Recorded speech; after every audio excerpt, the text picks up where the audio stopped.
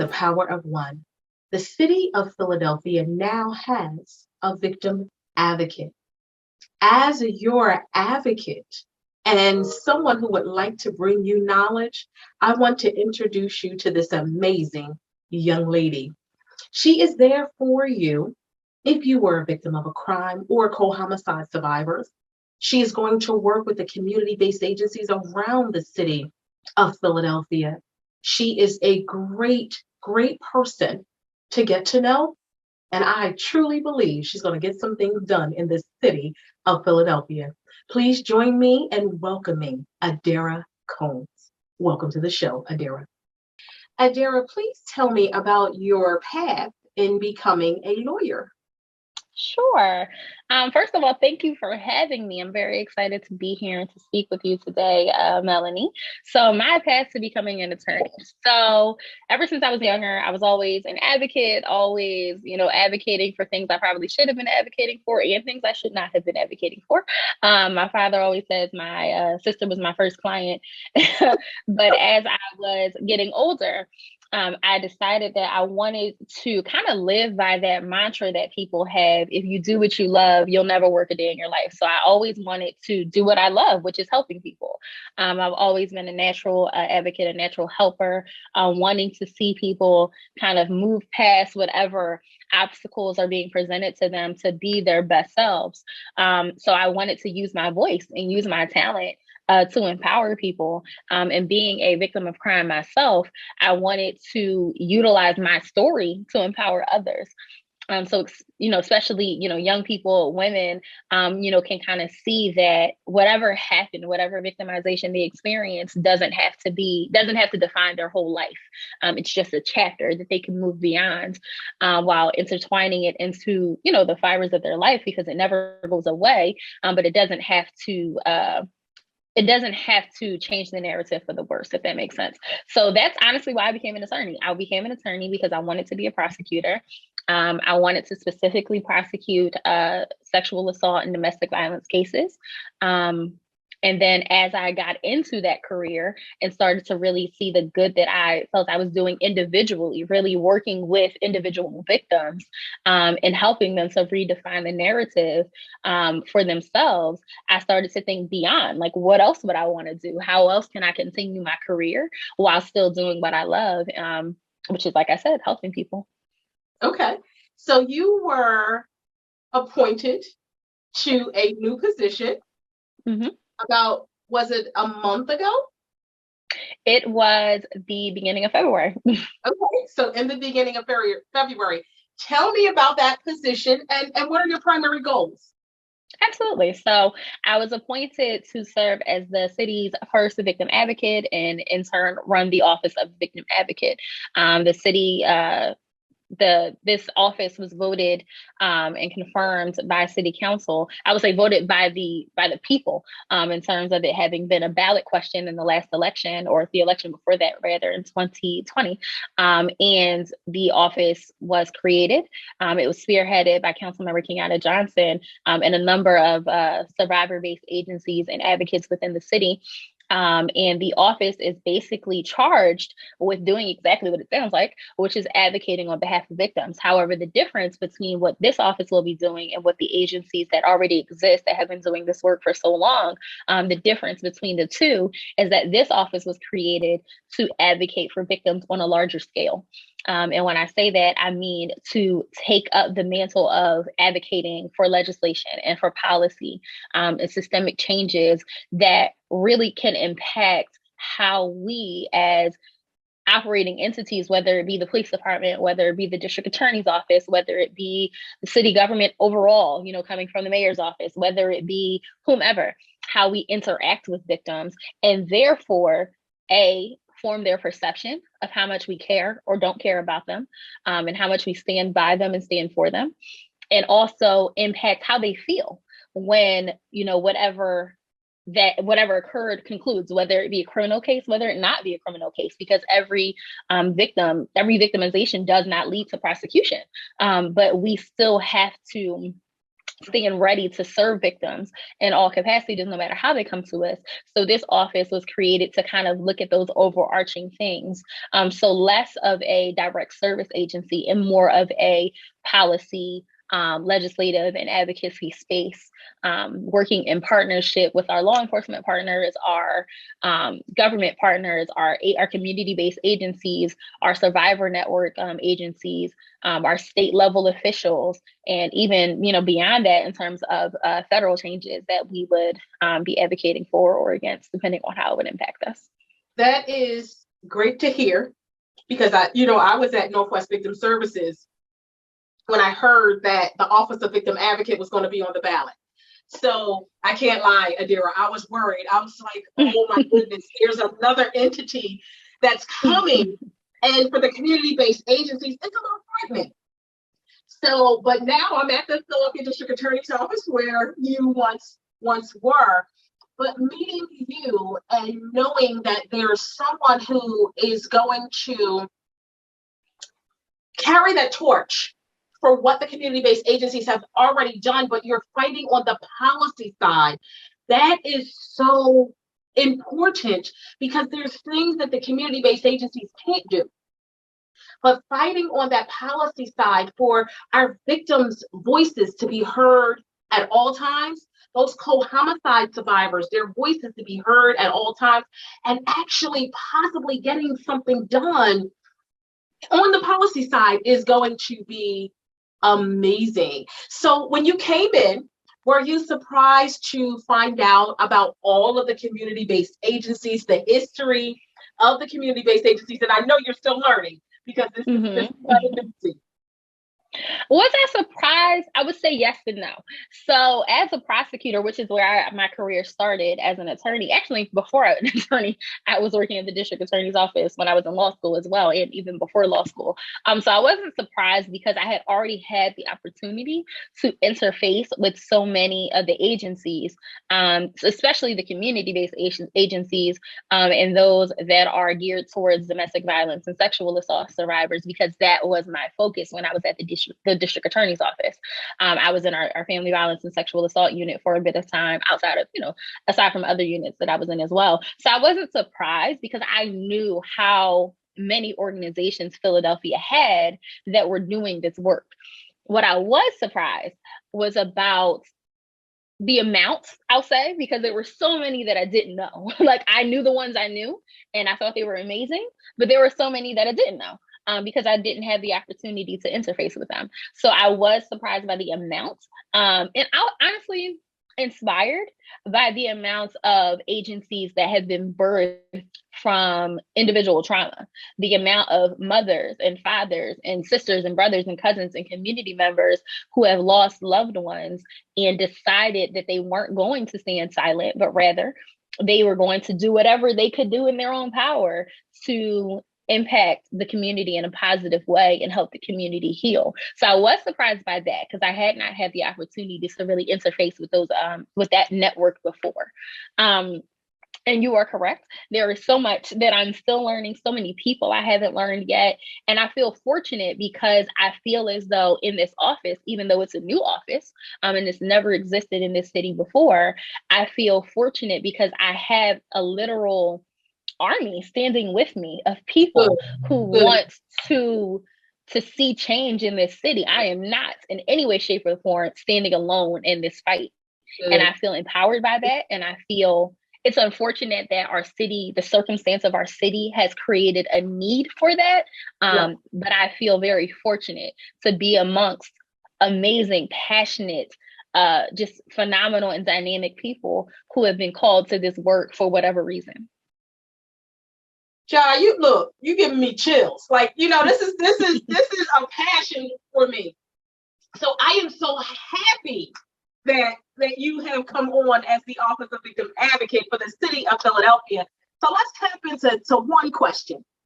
Relocation has just been that topic, and the thing that hurts my heart with my victims and my co-homicide survivors. Concilio, love them to death. So they have a relocation program where they can assist victims or co-homicide survivors with up to $2,000 removal cost and $500 emergency funding, which is great. What about that victim who can no longer work?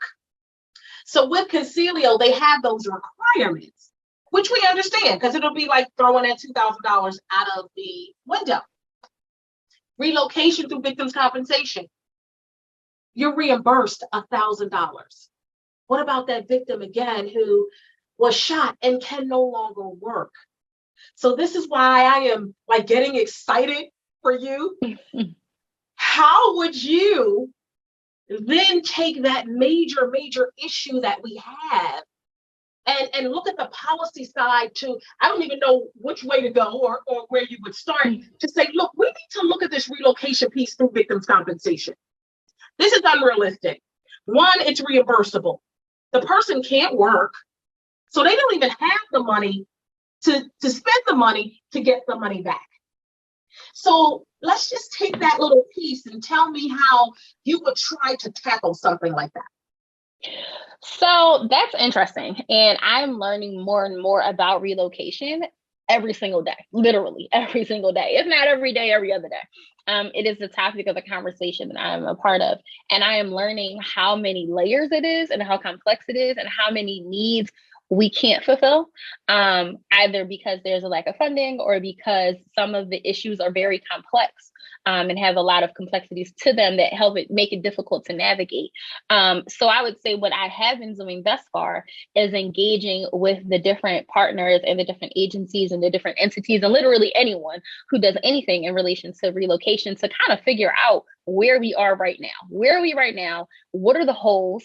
And what holes can we plausibly fill, like immediately? What holes can't we fill? And then trying to identify solutions to those problems. So that's kind of how my mind works in terms of when I'm presented with a larger scale issue. I recognize that relocation, much like a lot of things that we face in this space of victim advocacy, cannot be resolved with a decree, right? Like we can't just be like, we're going to do X and then X happens and then it all works out. That's just not the space that we operate in. So I think it's important as to not be duplicative, as to not waste resources, as to not create a system that's not sustainable, as to not negatively impact victims by saying, look, we did this thing and then in the long run it fails because it's not actually servicing the need that we have. It's important that I kind of get a full picture of the entire landscape. And that has included talking to various community members. It's included talking to the district attorney's office. It's included looking inward in terms of our own office. Not the victim advocate office because it's new, but in the larger cluster of criminal justice and public safety in terms of what have we been doing in terms of community agencies that have been doing the work of relocation as well. And identifying, again, who does what well, what holes do need to be plugged, what needs do we have, what needs are we fulfilling, and figuring it out from that standpoint. So we are not at the point where I can say, yes, we have a solution to relocation, not even close, to be honest with you, because the issue is just so large. But that is definitely something that I've had literally multiple times a week, conversations to try to figure out how we can solve this problem. And I will say that it is a problem that has been elevated within the city. And we definitely understand the need to address it because as homicide rates rise, as shooting rates rise, and other violent crimes that also come with things like retaliation and fear within our communities, we cannot claim that we are doing the work while ignoring that monumental issue that literally stops people from A, coming forward and giving information to law enforcement and cooperating with prosecution, but also B, and more importantly, in a sense, makes them feel unsafe in their own skin and in their own homes that they have worked hard to build for their families. So that is a paramount issue for the office. And we have definitely been figuring out how we can work to address it. Okay. Now let's talk about a very sensitive issue. I don't want to say issue, topic. There are many community-based agencies or many agencies throughout the city of Philadelphia that provide great services. As we know, homicides have been a problem in the city of Philadelphia. And again, great agencies received funding to help co-homicide survivors. Adara, there has been times where on the Northwest Victim Services side, where I've contacted a co-homicide survivor and they felt overwhelmed, and like their loved one's name was in a database. How can we all work together? If you've given it some thought, again, there's so many agencies out here, and again, everyone is doing great work, but we have to understand that we cannot re-victimize victims. We can't re-victimize co-homicide survivors. So have you given it any thought as to how we can all come together now? And you and I know this, and the viewers may not know this, but they have to understand that data draws dollars. So if we're getting money, grant money, then we have to show the data. So how can we all, if you've given it any thought, how can we all come together, work together, and make it so that the collaboration is beautiful and these families are getting what they need, but we're not re-victimizing anyone? So I think, I'm going to push back a little bit on your comment that it's sensitive. It may be sensitive, but it's a necessary conversation, because if we all claim to be in this space doing the work to help victims and those who have been survivors of homicide victims, then it's going to require us to have difficult conversations and face the reality of the fact that in ways, the fact that we have so many organizations that are trying to be hands-on and trying to be there for victims from A to Z, that it can be a bit much, right? It can be overwhelming. It can be aggressive. And in some facets, it can be not as helpful. If someone feels like they're just getting pamphlets and information and phone calls and this and that, at some point they may shut down because they're just being inundated and are overstimulated, and also simultaneously dealing with the trauma of either their own victimization or the loss of a loved one. So I think that we have to have those conversations and analyze that issue, because it's not the first, second, third, fourth, fifth, 10th time that I've heard that issue, either from someone who works in this space like yourself, or from a victim or survivor or co-survivor. And I think that we need to pay attention to it. If 20 people say the same thing, we have to analyze the issue. We can't ignore it. So I'll say that first. But secondly, I think there are a couple of things that are are a part of my thoughts in terms of how I can help to orchestrate, is how I look at it, and better organize the victim assistance and victim advocacy space in Philadelphia, because that's a part of why this office was designed. We've been so fragmented for so long and doing amazing work in our individual communities and based on who our demographics are. And that's great. But if Philadelphia had an orchestrated, organized network of victim advocates, our voices could never be silenced in Pennsylvania, period. Philadelphia is a powerful city. It has a lot of powerful people who are passionate. And if we were together in one voice to the best that we can be, we're not going to always agree. We could go far, for sure. And we could go far in our advocacy for our community. So I stand firm in that belief. Now, putting that together and putting it to action is a different story, right? So it takes everyone kind of checking their own individual, I won't say motives, because that seems like it has a negative connotation, but their own interests kind of at the door, so to speak, and figuring out how we can work big picture. And that's not to say that, every agency is going to agree, because that's not the case. But there are some things we can agree to. There are some things we can agree on, I'm sure. So identifying what those things are. Part of the office's mandate is to convene an advisory committee, for lack of other words, comprised of agencies, comprised of community members, to steer the advocacy of the office.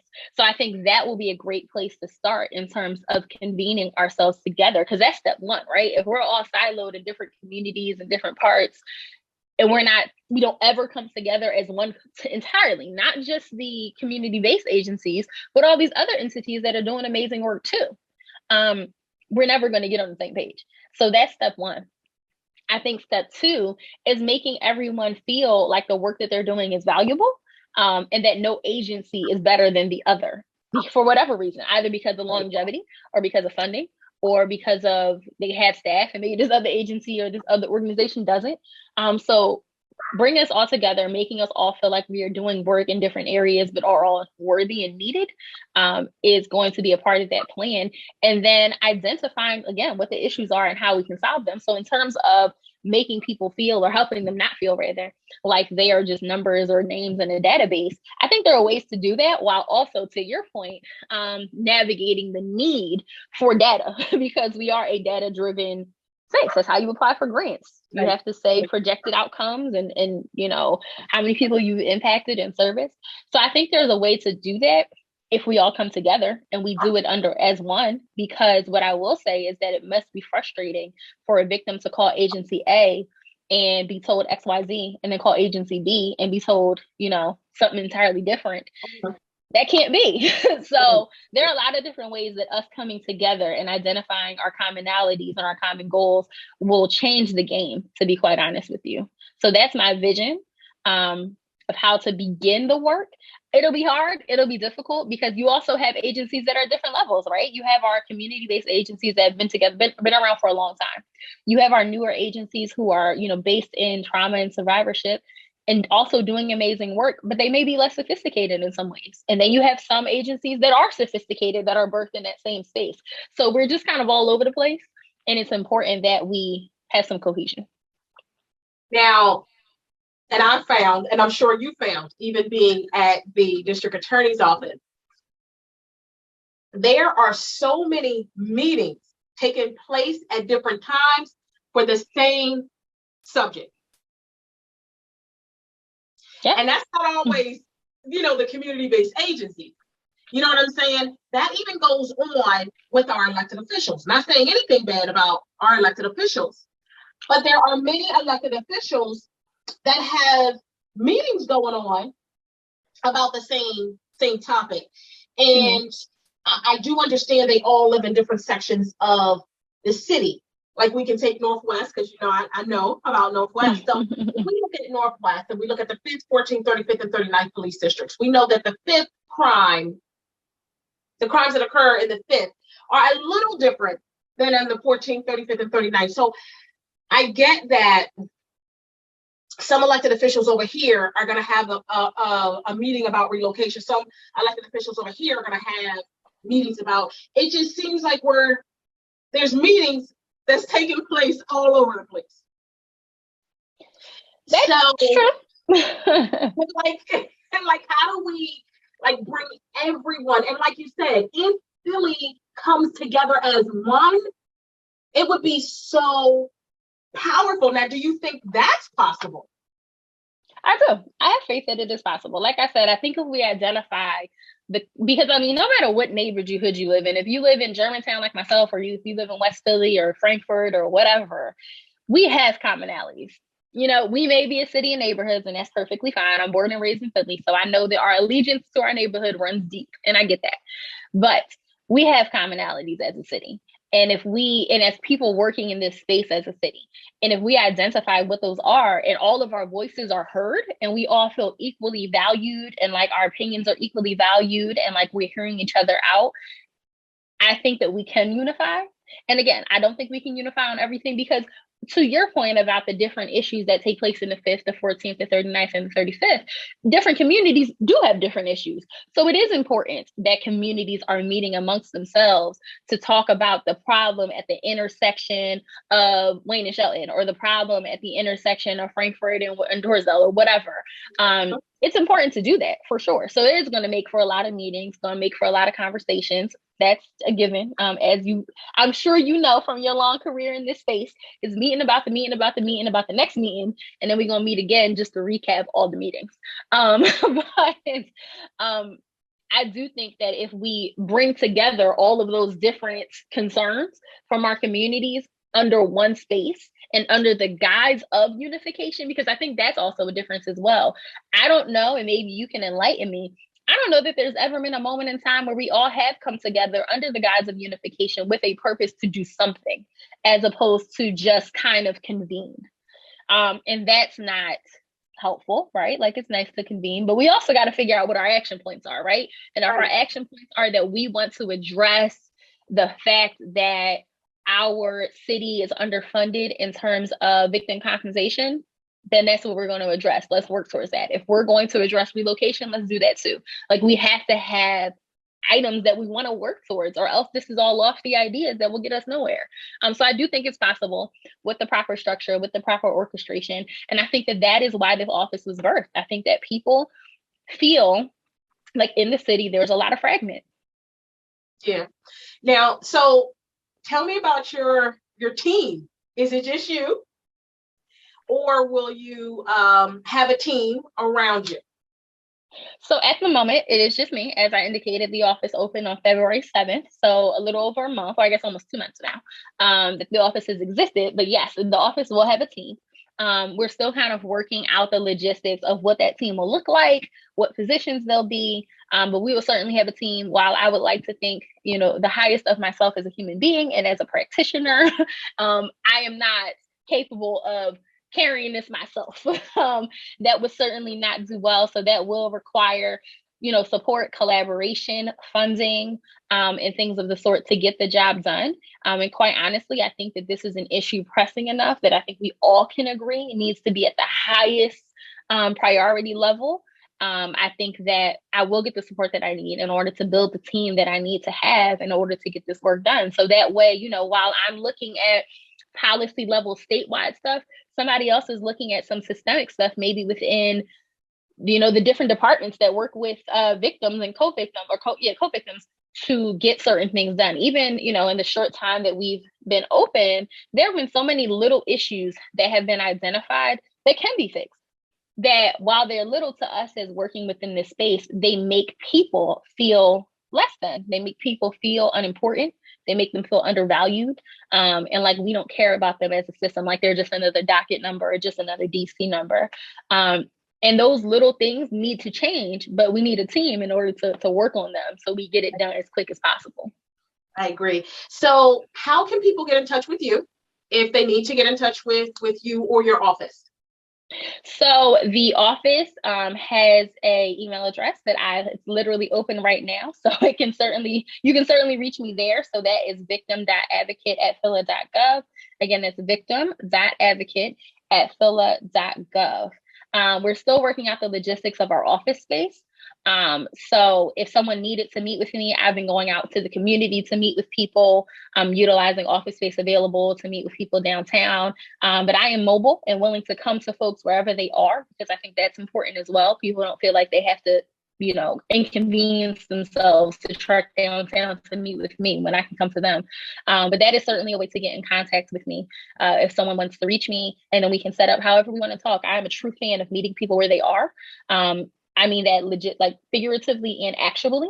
So if it's coming to you, that's fine. But also if it is setting up a Zoom, setting up a FaceTime, getting on the phone, email corresponding, because that works best for you.